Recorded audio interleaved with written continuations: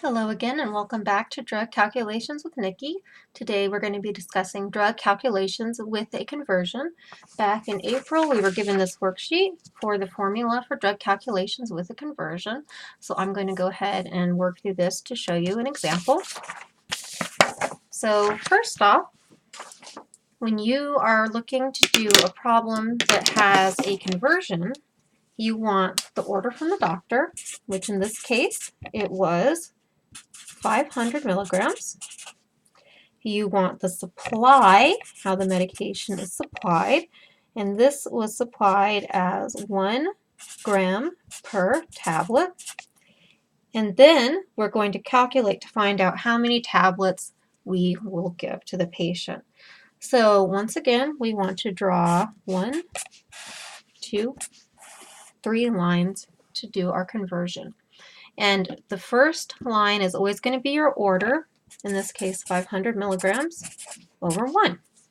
And we always want our last line to have the measurement we want our answer to be in on top. So in this case, we're interested in finding out how many tablets we want to give.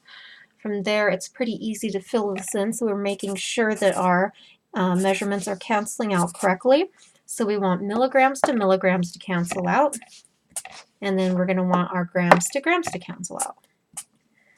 Okay, so now we have our conversion worksheet that we were given.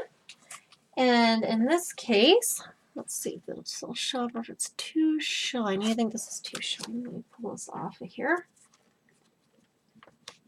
We want to find out how many grams or how many milligrams are contained in 1 gram. So in this case, we see that 1,000 milligrams are contained in 1 gram. And grams can be written as GM, capital G, or lowercase g. So that was 1 gram. Oh, excuse me, there's a little buggy.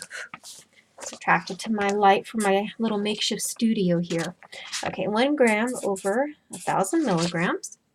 And then our supply was 1 gram over 1 tablet, which we were given up here. Okay, so what we want to do now is we just want to multiply across and multiply across.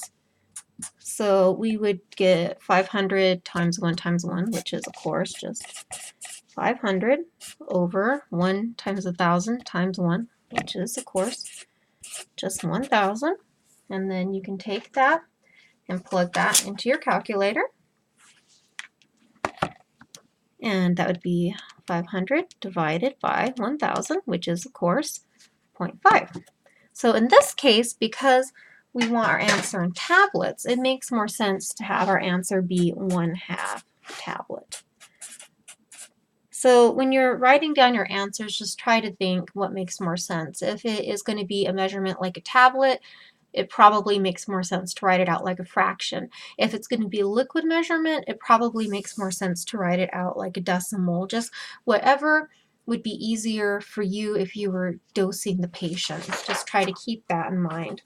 So once again, I'm going to get a different color here.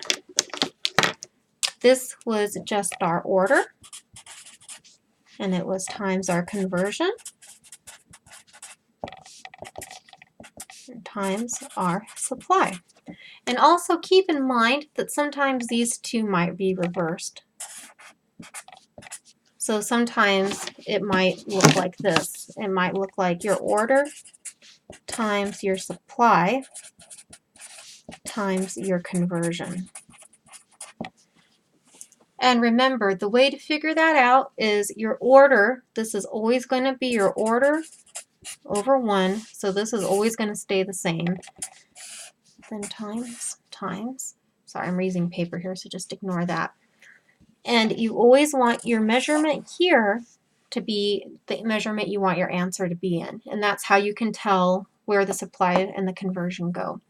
So let's say we want it to be in milliliters, and our conversion was teaspoons.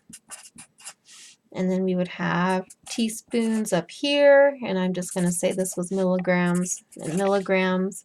And that's how you'd be able to figure out which place goes where. So which, where the supply and the conversion go.